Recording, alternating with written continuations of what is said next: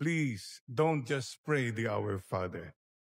Live the Our Father. And you'll have peace.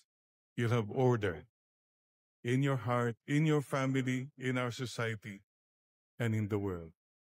We have a loving Father.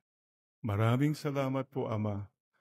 Mapagmahal na Ama. Maraming salamat po.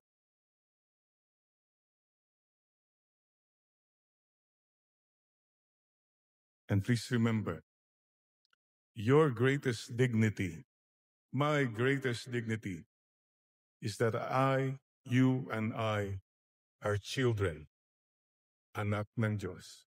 You're a son of God. You're a daughter of God. And we are brothers and sisters. Amen, Lord. Amen.